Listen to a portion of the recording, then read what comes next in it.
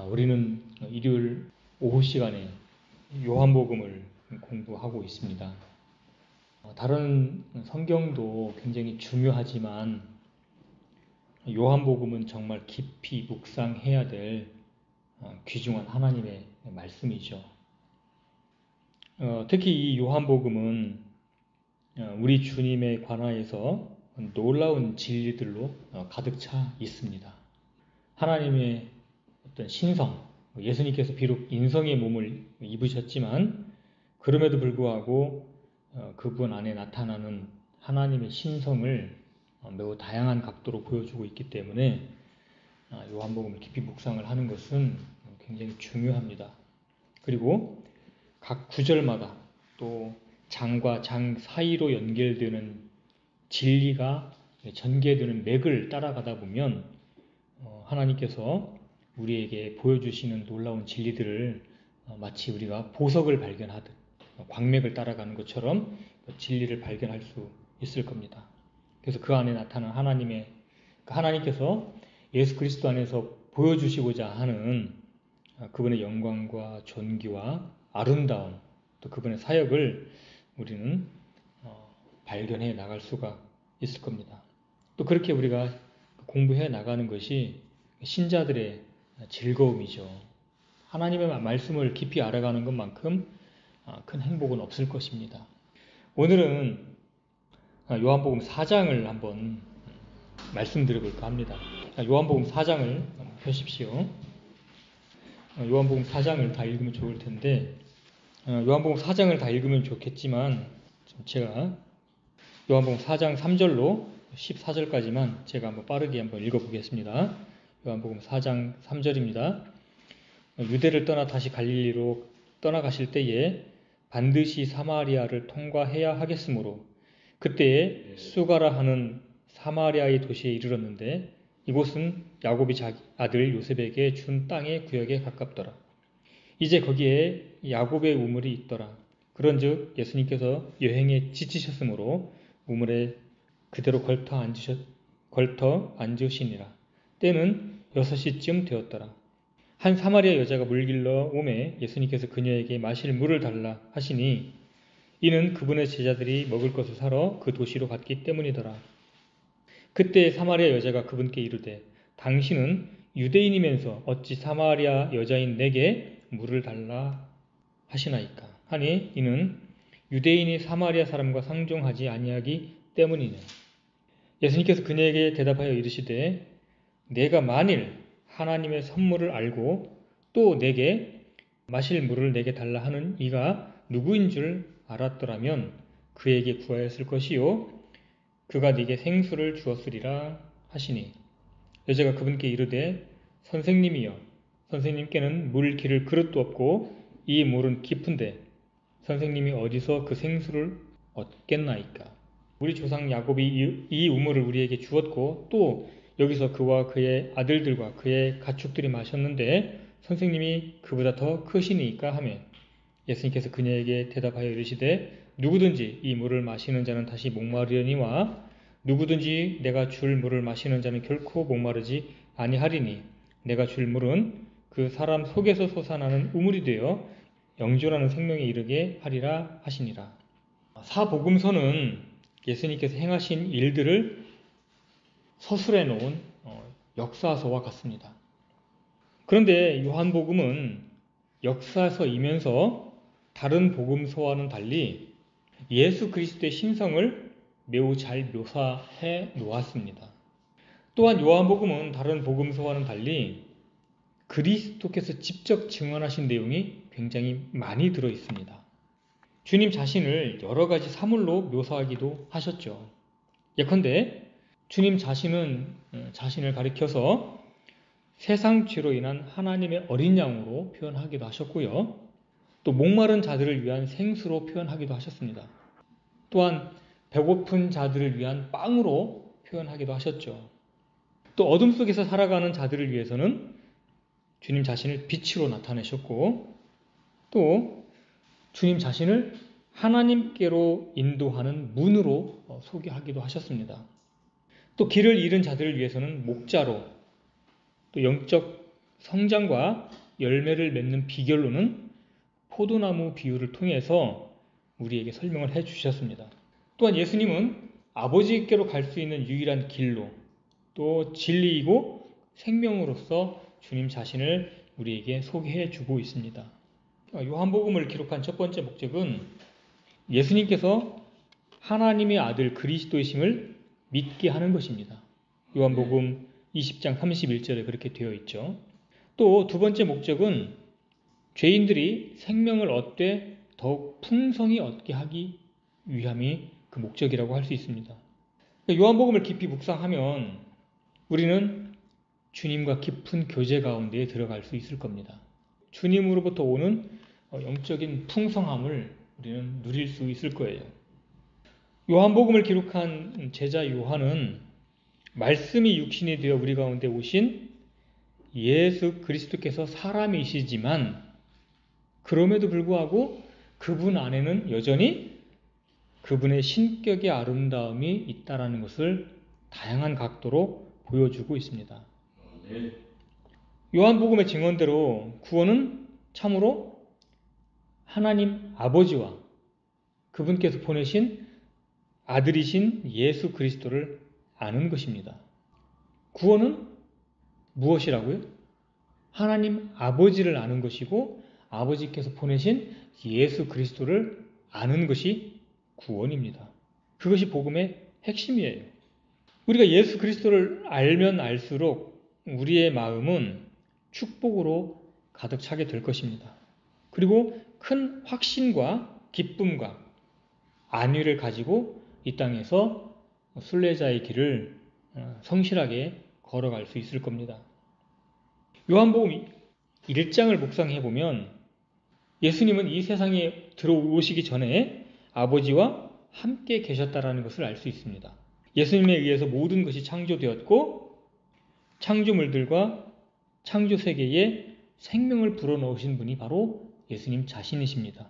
뿐만 아니라 이러한 창조세계 이전에 주님 자신 안에 유일한 생명을 갖고 계셨습니다.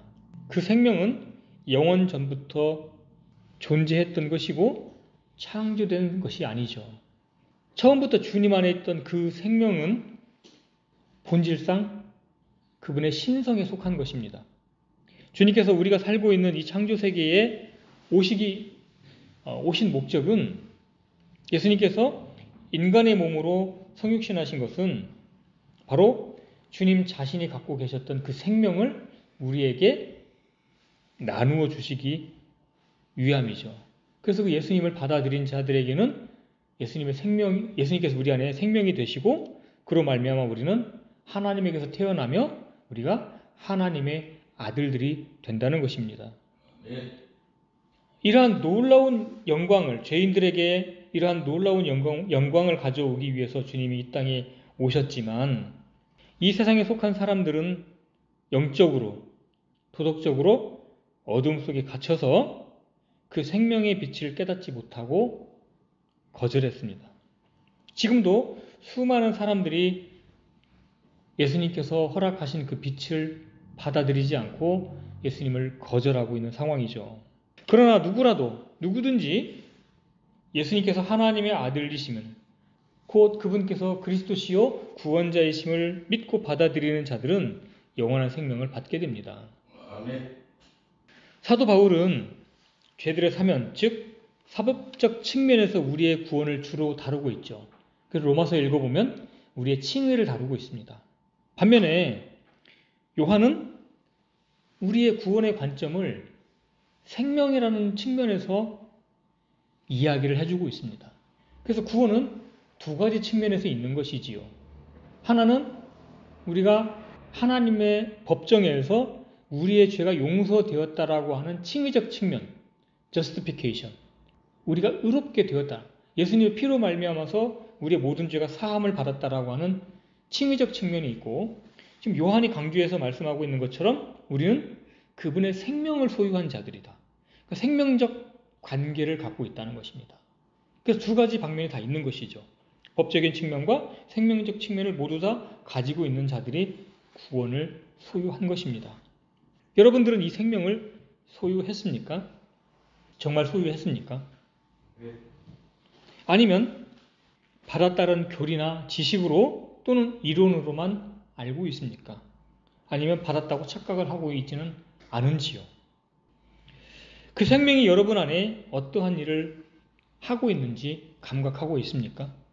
제가 이런 질문을 드리는 것은 이 생명은 어떤 힘을 갖고 있기 때문에 그렇습니다. 빌립보에서 2장에서 말씀하고 있는 것처럼 너희 안에서 원하게도 하시고 행하게도 하시는 분은 하나님이시기 때문에 그렇습니다. 그래서 이 생명을 가진 자는 자신을 변화시킬 힘을 갖고 있는 것이죠. 여러분들께서 거절하지 않는다면 말입니다. 그 힘을 부정하지 않는다면 말이죠. 그래서 우리 자신은 어떠한 변화가 있는지, 내가 구원을 받은 뒤에 어떤 변화를 입었는지, 내가 어떻게 변화되었는지, 내가 어떻게 세상을 거절했는지, 내가 어떻게 죄를 거절했는지에 대한 변화가 있는지 없는지를 살펴봐야 됩니다. 그러한 변화가 조금이라도 없다면 우리는 자신의 구원을 심각하게 의심해 봐야 되는 것이지요.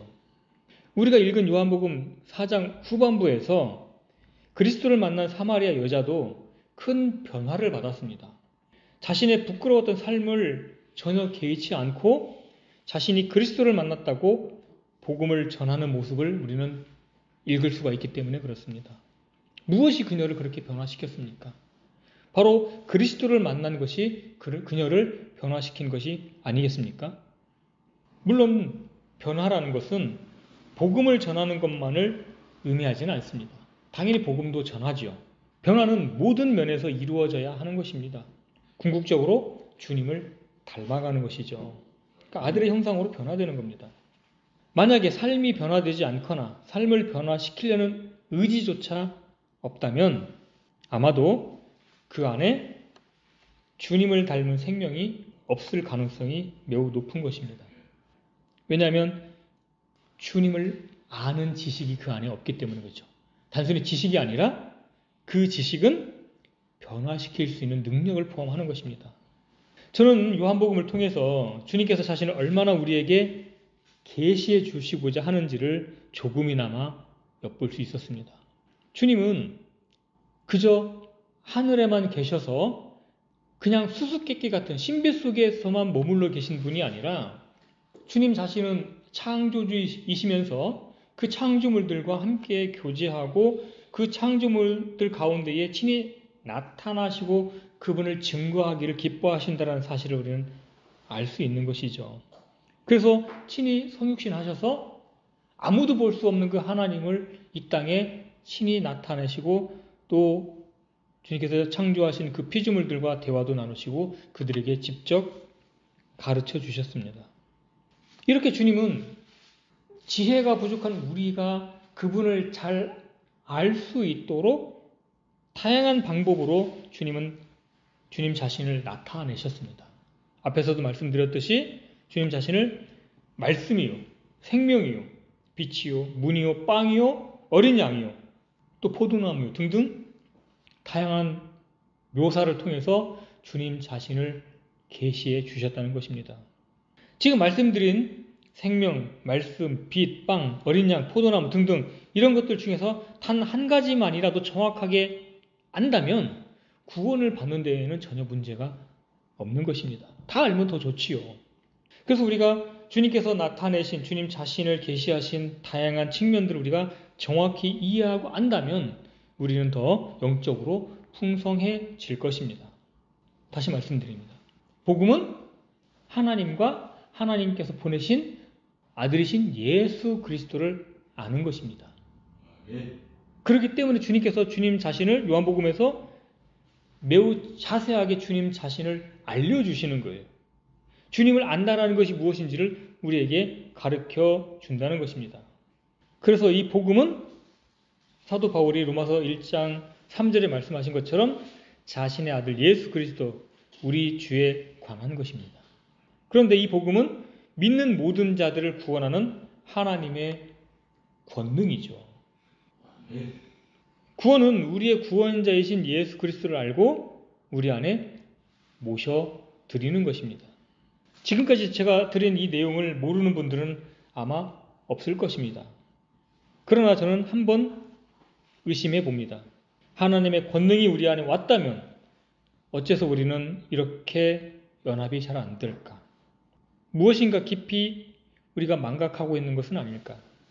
우리의 모습을, 현재 처한 우리의 모습을, 또는 우리가 가지고 있는 현실의 모습을 어쩌면 그대로 인정하지 않고 우리가 상상하는 그 어떤 위치에 올려놓고 우리를 자만하거나 우리를 그런대로 괜찮다고 생각하면서 착각하고 있는 것은 아닐지, 한번 이러한 부분들을 생각해 볼 필요는 있다는 것입니다. 자, 예수 그리스도께서 어떻게 우리의 인생 가운데 찾아오셨는지 우리 잠시 생각해 보면 좋겠습니다. 주님은 성경 곳곳에서 잃어버린 자들을 찾아가셔서 구원의 본질이신 주님 자신을 계시해 주신 것을 알 수 있습니다. 이 요한복음 4장 앞에는 요한복음 3장이죠. 요한복음 3장에서는 니고데모와 대화하시는 장면이 나옵니다. 그 대화 속에서 주님은 하늘에서 땅으로 내려오신 유일하신 분께서 자신이 아는 것을 말씀하셨고 본 것을 증거해 주셨습니다. 그것을 니고데모에게 증거해 주셨죠. 그러면서 니고데모에게 거듭나야 할 필요성을 깨우쳐 주셨습니다. 그래서 니고데모가 잘 이해할 수 있도록 니고데모가 가지고 있는 성경 지식 가운데에서 주님께서 친히 모세가 광야에서 들렸던 것 같이 인자도 들려서 그 들린 주님 자신을 믿는 자들에게 영생을 주시는 분임을 나타내셨습니다. 그렇게 니고데모의 수준에 맞는 그러한 진리를 계시해 주셨죠. 오직 주님만이 하나님 아버지를 온전히 아시고 또한 사람들 속에 무엇이 들었는지를 아실 수 있는 분입니다. 하나님께서 우리에게 요구하시는 것과 또 하나님이 우리에게 주고 싶은 것을 정확히 아시고 우리에게 말씀하실 수 있는 분이라는 것입니다. 이러한 하나님의 갈망을 너무나 잘 알고 계신 유일하신 주님께서 그 갈망을 온전히 이루기 위해서 친히 우리 한 사람 한 사람에게 다가오셨습니다. 이렇게 은혜와 진리는 우리 주 예수 그리스도를 통해서 우리에게 내려졌습니다. 처음에 니고데모는 예수님을 하나님께서 보내신 선생님 정도로만 알았습니다. 그가 주님께 나아왔을 때 우리 주님은 그에게 너무나 친절한 주님 자신을 계시해 주셨습니다. 하나님께서 보내신 독생자요 세상의 구원자이심을 니고데모에게 보이신 것이죠. 이와 같이 어둠 속에서 영원한 멸망을 향해 내려가고 있는 우리를 내버려 두지 않으셨습니다. 우리의 마음과 양심의 빛을 비추러 내려오신 것이죠. 자, 요한복음 4장 3절로 4절입니다. 다 함께 읽겠습니다. 요한복음 4장 3절로 4절 시작. 유대를 떠나 다시 갈릴리로 떠나가실 때에 반드시 사마리아를 통과해야 하겠으므로, 이 부분은 하나님의 세대적 경륜이 암시적으로 들어 있습니다. 지금 제가 오늘 말씀드리려고 하는 내용과는 조금 거리가 있지만 하나님께서 인류를 어떻게 경영해 나가시는지를 복선적 계시를 통해서 말씀하고 있다고 생각이 듭니다. 요한복음 2장, 3장, 4장에서 예수님의 이동 경로를 살펴보면 암시적으로 알 수 있다는 것이죠. 2장 13절에 6월절이 가까이 오므로 예수님께서 예루살렘으로 올라가셨고, 또 2장 19절에서 이 성전을 헐라 사흘 안에 내가 그것을 일으켜 세우리라 하시면서 성전에 관해 말씀하셨습니다. 3장에서는 니고데모와 대화를 나누셨고, 본문 4장 3절에서는 이제 유대를 떠나 갈릴리로 가시면서 사마리아를 통과하실 것을 강한 의지로 나타내셨습니다. 이렇게 예수님께서 이동하신 경로를 살펴보면 처음에 예루살렘, 유대, 사마리아, 갈릴리 순으로 나옵니다. 예수님께서 친히 다니신 경로의 순서는 하나님의 구원 계획이 어떻게 실행되어 나갈지를 예표적으로 보여준다고 할 수 있습니다. 이것은 예루살렘과 온 유대와 사마리아에서 그리고 땅의 맨 끝까지 이르러 나를 위한 증인이 되리라 라고 하신 그 말씀을 주님께서 몸소 먼저 가심으로 제자들보다 먼저 그 길을 가셨죠. 그래서 제자들이 주님께서 걸어가신 그 길을 동일한 걸음으로 걸어갈 수 있도록 그렇게 배려하신 것입니다. 주님은 이처럼 친절하시고 제자들이 어떤 고난과 역경 가운데서 복음을 전할지를 주님이 친히 몸소 걸으셨던 것이죠. 또한 이것은 교회 시대의 도래가 어떻게 진행될지도 보여주는 그림이기도 합니다.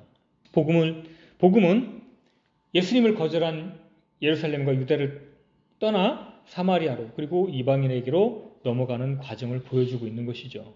우리가 방금 읽은 요한복음 4장은 예수님과 사마리아 여자가 대화를 나누는 긴 내용이 있습니다. 그 중에서 지금 말씀드리는 대목과 연결해서 살펴보면 요한복음 4장 43절로 45절에서 주님은 사마리아에서 이틀을 머무신 다음 갈릴리로 가시는 것을 볼 수 있습니다. 갈릴리로 가시면서 대언자가 자기 고향에서는 아무 존경도 받지 못하느니라 라고 말씀하시는 장면이 있습니다. 그리고 45절에서는 갈릴리 사람들이 그분을 받아들인 것을 볼 수 있습니다. 그리고 베드로가 말했던 것처럼 하루가 천년 같고 천년이 하루 같다라는 그 말씀에 비추어 볼 때 사마리아에서 이틀은 2000년 교회사를 상징적으로 보여준다고도 할 수 있는 것이죠. 처음 유대 땅에 오셨을 때는 거절당하시고 그래서 빛이 없던 이방인들에게서 그 빛이 받아들여진 다음에 그래서 온 세상에 그리스도가 전파된 2000년이 지난 다음에 주님께서는 다시 유대의 남은 자들을 구원하시려고 유대로 내려오실 텐데 그때 그들은 예수님을 영접하게 되는 그러한 예언적인 모습을 요한복음에서 그려내고 있다고 보는 것입니다. 즉 교회 시대가 끝나고 재림하는 예수님을 자신의 형제들 곧 이스라엘 백성들이 주님을 환영하고 받아들이게 된다는 이야기입니다. 저는 이 대목에서도 무한한 하나님의 사랑과 자비를 엿볼 수 있습니다. 우리 주 예수님은 유대인이든지 이방인이든지 사랑하시며 모두 구원받기를 원하셔서 친히 예루살렘으로 유대로 사마리아로 다니시면서 그때도 잃어버린 혼들을 찾으러 다니셨던 것처럼 오늘날도 주님은 잃어버린 혼들을 찾고 계시기 때문에 그렇습니다. 요한복음 4장 4절 반드시 사마리아를 통과해야 하겠으므로 이 짧은 말씀 속에서 주님의 사랑이 느껴지지 않습니까? 저는 오늘 어려운 말씀을 드리려고 하는 것은 하나도 없습니다. 이미 다 알고 계시는 내용들일 거예요. 다만 여러분에게 입혀진 그 사랑이 무엇인지 다시 깊이 묵상하려는 것이 저의 목적입니다.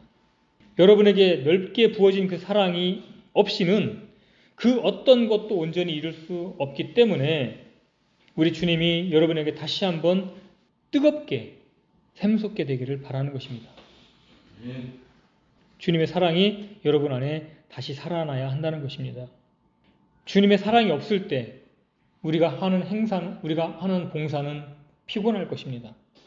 주님의 사랑이 없는 헌신은 다른 사람을 온전하게 만족시킬 수 없을 것입니다. 주님의 사랑이 없이는 다른 사람에 대해서 인내할 수 없을 것입니다. 반드시 사마리아를 통과해야 하겠으므로 여기에서 사마리아를 빼고 여러분과 우리 각자의 이름을 넣어서 읽어보시면 좋겠습니다. 반드시 아네소를 만나야 하겠으므로 반드시 이미나를 만나야 하겠으므로 그렇습니다. 온 우주에서 가장 귀하신 주님 자신을 우리에게 주시기 위해서 반드시 우리를 미천한 저 같은 사람을 만나러 오셔야 했다는 것입니다. 요한복음 3장에서는 니고데모와의 대화를 통해 옛 창조와 새 창조를 대비시켜서 성령님의 살리는 능력, 즉 거듭남을 소개해 주었습니다. 3장에 이어 4장에 연결되는 내용은 그렇게 거듭난 신자 안에 내주하시는 성령님을 소개하고 있습니다. 요한복음 3장의 핵심 내용이 거듭남을 설명하고 있다면 요한복음 4장은 거듭난 뒤에 영존하는 생명을 우리 안에서 지키고 유지하시는 성령님의 사역을 다루고 있는 것이죠. 거듭남의 결과로 우리는 새로운 본성을 가질 뿐만 아니라 새로운 본성으로 살 수 있는 능력을 주셨다는 것입니다. 바로 그것은 성령님이시라는 것이죠. 성령님께서 우리 안에 오셨기 때문에 가능하다는 것입니다. 예수님은 가장 존귀하신 자신과 보배로운 선물이신 성령님을 우리에게 주시기 위해서 그렇게 오셨습니다. 그러나 안타깝게도 아무나 이 선물을 받을 수 있는 것은 아니죠. 자, 이야기를 좀 더 전개해 보겠습니다. 우리가 잘 아는 대로 사마리아 여자가 물을 길러 나왔습니다. 주님은 그 여인에게 물을 좀 달라고 요청했습니다. 왜 그 물을 달라고 요청했습니까? 사마리아 여자는 예수님께서 자기에게 물 좀 달라 하는 그 요청에 놀랐습니다. 당시 유대인들은 유대를 떠나 갈릴리로 갈 때 사마리아를 통과하지 않고 돌아갔기 때문에 그렇죠. 우회해서 갔기 때문에 그렇죠. 뿐만 아니라 아예 상종도 하지 않았던 것이 관례입니다. 유대와 사마리아는 민족적 동질성보다는 반목과 반감이 훨씬 더 강한 적대감이 흐르고 있었습니다. 아예 이방인 취급을 했죠. 유대인들에게 사마리아는 혈통이 더럽고 종교가 혼합된 이방인들처럼 그렇게 개처럼 돼지처럼 취급을 했습니다. 주님 역시 이 사마리아 사람을 이스라엘로 보지 않았죠. 타국인으로 보았습니다. 그렇지 않습니까? 자, 누가복음 17장 한번 찾아보시죠. 누가복음 17장 15절. 제가 읽겠습니다. 누가복음 17장 15절. 그들 중에 한 사람이 자기가 낳은 것을 보고 돌아와 큰 소리로 하나님께 영광을 돌리며 그분의 발 앞에 얼굴을 대고 엎드려 그분께 감사를 드렸는데 그는 사마리아 사람이더라. 예수님께서 응답하여 이르시되 10사람이 정결하게 되지 아니하였느냐. 그런데 그 9사람은 어디 있느냐. 이 타국인 외에는 하나님께 영광을 돌리러 돌아온 자들을 찾지 못하였도다 하시고. 자, 이 대목에서 보면 예수님께서 18절에 이 타국인 외에는 하면서 사마리아 사람을 타국인으로 취급을 했습니다. 예수님도 이 사마리아를 생각을 할 때 유대인과는 다른 이미 많이 더럽혀진 존재로 인정을 하고 계신 것이죠. 또 마태복음에서 보면 왕국복음을 전할 때에도 사마리아로는 가지 말라고 그렇게 명령하셨습니다. 우리는 여기서 이 사마리아 여인의 비참함을 봅니다. 그 비참함을 우리가 다 이 시간 말할 수는 없습니다. 이미 아시기 때문에 그런 부분을 구태여 자세하게 설명할 필요도 없다고 생각이 듭니다. 그런데 아무도 이 여인의 비참함이나 영혼의 갈증에 대해서 헤아려 주는 사람은 없습니다. 채울 수 없는 인생의 공허함을 달래기 위해서 남편을 여럿 바꾸어 보았지만 참된 만족을 얻을 수 없었습니다. 그래서 오늘도 어김없이 자기에게 찾아오는 그 목마름을 해결하기 위해서 물을 기르러 나왔습니다. 그것도 한낮에 자신을 만날 사람들이 없는, 또 동네 사람들을 피해서 그렇게 물을 기르러 나온 것이죠. 여러분들은 이러한 인생의 갈증이 없습니까? 저는 이러한 인생의 갈증이 참 많았던 것 같습니다. 우리에게 닥쳐온, 우리가 느끼는 이러한 갈증은 가장 가까이 있는 가족도, 친구도, 또는 존경하는 선생님도, 또 우리가 배우는 세상 학문이나 철학도, 또 우리가 연구하는 그 어떤 것으로도 결코 해결할 수가 없습니다. 여러분들은 어떻습니까? 그러한 갈증을 해결하셨습니까? 그런데 이 한 유대 남자가 자신에게 말을 걸어옵니다. 내게 물 좀 달라. 이 여인은 이 상황을 도저히 이해할 수 없었습니다. 당신은 유대인이면서 어찌 사마리아 여자인 내게 마실 물을 달라고 하시나이까? 주께서 그녀에게 물을 달라고 말을 걸지 않았으면 그녀에게 다시 목마르지 않는 물을 주실 수 없었기 때문에 주님은 그 여인에게 대화를 걸었던 것입니다. 그리고 매우 긴 대화가 오고 간 것을 우리는 잘 알고 있습니다. 하시겠다고 마음만 먹으면 또 다른 하늘과 땅을 창조하실 수 있는 분께서 한낱 죄 많은 사마리아 여자에게 물을 달라고 부탁하시는 그 모습을 상상을 한번 해보십시오. 만왕의 왕 되신 그분께서 더럽고 더러운 그 죄 많은 여인에게 물을 달라고 하십니다. 이 세상에서 여러분 하나 버려진다고, 조용히 사라진다고 이 세상에 있는 누가 관심을 가져주겠습니까? 이것이 저의 인생이며 제 인생의 비참함인 것을 잘 알고 있습니다. 아무도 우리의 내적인 문제나 우리의 혼의 문제를 관심하는 분은 아무도 없습니다. 오직 주 예수님만이 내가 사마리아를 통과해야겠는지라, 내가 너를 만나야 되겠는지라, 그렇게 주님은 우리 한 사람 한 사람을 찾아오셨다는 것입니다. 주님은 이렇게 말씀하셨습니다. 네가 만일 하나님의 선물을 알고 또 내게 마실 물을 내게 달라 하는 이가 누구인 줄 알았더라면, 주님은 지금 이렇게 주님 자신을 나타내고 계시는 것입니다. 하나님은 값없이 선물을 주시는 분입니다. 이렇게 이 땅에 오신 주님께서 지금 거기에 서 계십니다. 인성 속으로 오셔서 피곤한 몸을 쉬시지도 않고 그 여인에게 영존하는 생명을 주시려고 지금 마주 서 계신 것입니다. 그런데 만약에 이 장면을 바리새인과 율법사들이 보았다면 무엇라고 말했겠습니까? 이 사람이 만일 대언자라면 자기에게 손을 대는 이 여자가 누구며 또 어떤 여자인 줄 알았으리라. 그 여자는 죄인이니라. 그러면서 손가락질 했을 겁니다. 이런 사람들은 왜 주님께서 굳이 사마리아를 통과해야만 하시는지 이해할 수가 없는 것이죠. 그 길은 하나님의 사랑이 충만해야만 걸을 수 있는 길이기 때문에 그렇습니다. 하나님의 사랑을 맛보지 않고는 결코 자원하여 걸어갈 수 없는 길이기 때문에 그렇습니다. 주님께서 그러한 사랑을 가지고 우리를 만나러 오셨고 우리를 만나 주셨습니다. 그러므로 우리는 이 주님의 사랑에 반응해야 마땅한 것이 아닐까요?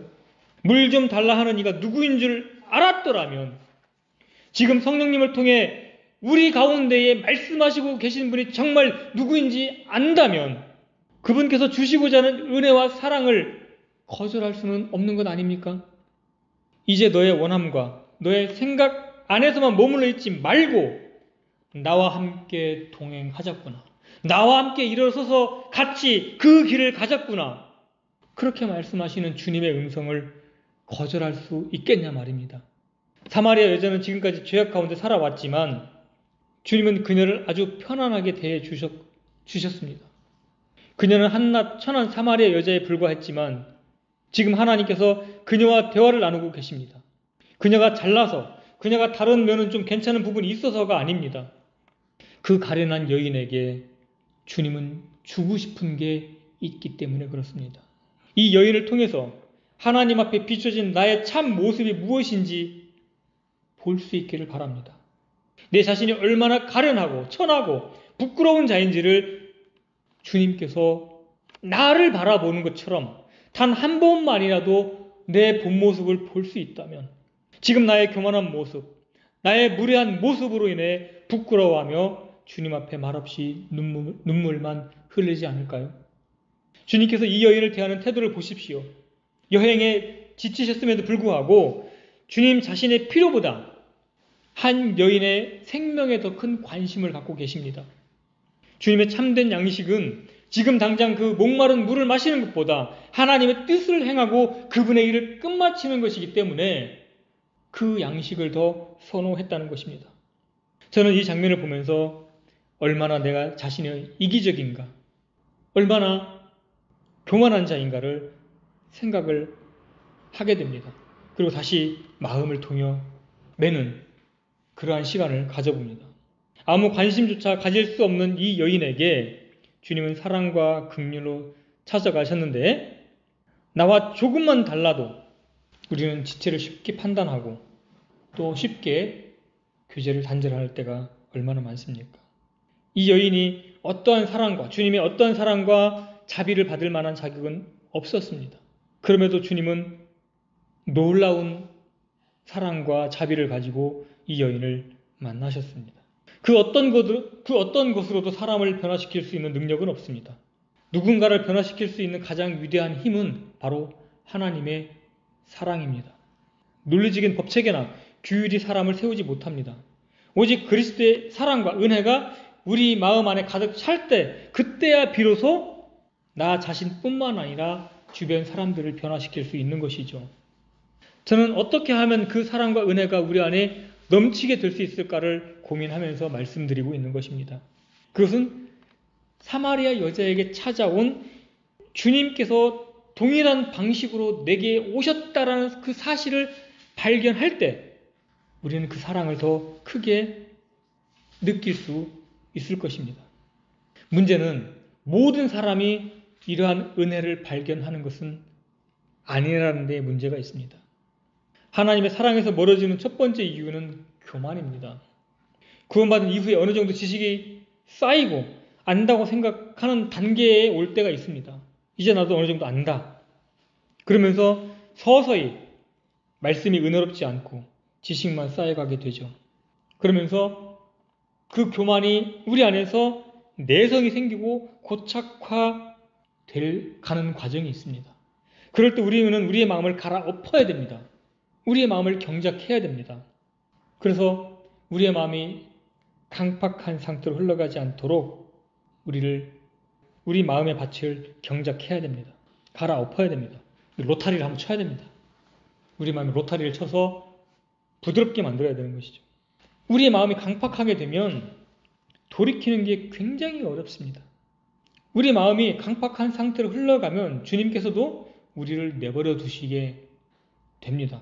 그건 엄청난 징계입니다. 두려운 일이죠.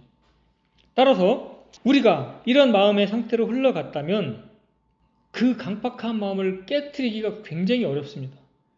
그러면 우리는 우리 자신의 의지를 들여서 의도적으로 회개하고 그 마음을 내 스스로 문제를 삼아야 됩니다. 처음엔 굳어진 상태로 회개하지만 잘 안 되죠. 그럴지라도 우리의 모습 그대로, 있는 그대로를 시인하고 자백하면서 주님의 은혜를 구하고 우리 안에 계신 성령님께 요청해야 됩니다. 왜냐하면 주님은 신실하시며 은혜가 풍성하신 분이기 때문에 우리가 그러한 태도를 보이면 주님께서 우리의 마음을 만져주실 것입니다. 하나님의 선물은 은혜로 값없이 주어지는 것이 맞지만 그렇다고 해서 어떤 마음의 상태에 있든지 간에 그냥 주어지지는 않습니다. 합당한 마음이 되지 않으면 그 선물은 주어지지 않습니다. 예수님께서 사마리아 여자에게 내 남편을 불러오라고 하셨습니다. 왜 불러오라고 하셨습니까? 그 여인이 그 은혜를 받아들일 마음의 상태를 주님이 만들어가는 것이죠.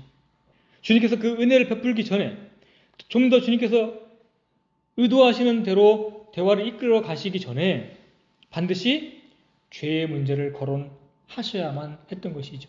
우리 마음속에는 어두움을 드러내시고 우리의 잘못을 드러내셔서 하나님께서 우리 안에서 일하실 수 있는 단계를 만드셔야만 했던 것입니다. 이처럼 양심의 문제가 발동을 하는 것이죠. 양심이 작동해서 죄가 얼마나 심각한 건지, 하나님을 얼마나 불편하게 하는 것인지를 일깨워서 돌이키게 하기 위함입니다. 양심이 죄에 대해 작동하기 전까지는 주님께서 주시고자 하는 그 선물을 주셔도 그 선물을 이해할 수도 없고 그 선물을 받을 수가 없기 때문에 그렇습니다. 유대인들은 끊임없이 예수님을 거절했죠. 그들은 예수님께서 행하신 표적을 보았고 주님께서 가르치는 그 말씀이 서기관들과 바리새인들과 같지 않다라는 것을 알았음에도 불구하고 그 주님의 음성을 받아들일 수 없었던 것은 그들의 마음 안에 그걸 감각할 만한 영적인 요소가 없었던 것입니다. 양심의 문제에 그들이 반응하지 않았기 때문에 그런 것이죠. 하나님께 속한 것들이 인간의 이해를 통해서 주어지는데 가장 중요한 역할을 하는 것이 바로 양심입니다. 원래 인간은 하나님께 반응할 수 있는 존재였는데 죄로 말미암아서 영이 하나님과 단절되었기 때문에 그 관계가 엉망이 되었죠. 영이 죽어 없어진 것은 아니지만 영의 기능이 정상적으로 작동하지 못하게 되어서 그 하나님과의 관계가 마비된 것입니다. 죄는 영의 기능을 마비시키지만 영이 다시 살아나면 죄의 활동을 잘 감지하고 반응하게 됩니다. 따라서 죄에 대한 각성은 구원을 받는 일에 있어서 매우 중요할 뿐만 아니라 신앙생활을 할 때에도 매우 중요한 것이죠. 신앙이 회복되는 것도 그냥 회복되는 것이 아닙니다. 주님은 주님 자신과 우리 사이에 문제가 있다는 것을 지적하십니다. 사마리아 여자에게 내 남편을 데려오라 라고 말씀하신 것처럼 우리 안에서 주님께서 보시기에 불편한 것들을 말씀하십니다. 그것을 지적하십니다. 그래서 그걸 제거하기를 원하시는 것이죠. 오늘 제가 여러분에게 말씀드린 것들은 하나도 어려운 것이 없을 것입니다. 하나님의 선물과 예수 그리스도께서 어떤 방식으로 우리에게 오셨는지 다시 한번 되새김질하는 그러한 시간을 갖도록 노력을 한 것입니다. 반면에 사마리아 여자를 통해서 과연 나는 어떤 사람이었고 현재 어떤 사람인지, 과연 이 놀라운 은혜에 합당한 사람인지 아닌지 스스로 깊이 생각해보는 계기가 되었으면 좋겠습니다. 어떤 분들은 존재적 죄인이라는 표현을 씁니다. 비록 구원을 받았다 할지라도 육신 안에 남아있는 거머리보다도 더 질긴 그 육신, 죄성, 옛 본성이 얼마나 추악하고 비열하고 악랄한지 그러한 것들을 설명하기 위해서 존재적 죄인이라는 표현을 씁니다. 우리 안에 남아있는, 비록 구원을 받았다 할지라도 그 옛사람의 본질이, 내가 가지고 있는 그 죄성이 얼마나 더러운지를 정확히 보면 결코 교만해질 수가 없을 것입니다. 한편으로 우리는 이러한 본질적 죄인의 모습을 보고 또 다른 한편으로는 이처럼 나같이 구제불능인 자에게 하나님께서 무한한 사랑과 긍휼을 베풀어 주신 그 사실 앞에 다시금 또 우리의 마음이 숙연해지고 우리의 높아진 마음을 낮추어서 주님께서 우리에게 주시고자 하는 그 성령님으로 말미암은 충만한 삶을 살 수 있는 계기가 되기를 또 바랍니다. 그래서 신자라면 우리가 잘못된 길을 가다가도 우리의 어떤 면을 주님께서 터치하시면, 간섭하시면 다시금 곧바로 지체하지 말고 우리의 마음을 낮추고 주님께 나와 회개하고, 그래서 주님과의 관계가 회복되는 그러한 은혜를 누렸으면 좋겠습니다. 그래서 교만하고 강박한 마음을 버리고 오직 하나님의 사랑과 은혜가 우리 가운데 풍성히 나타나기를 소망합니다. 이상 마치겠습니다.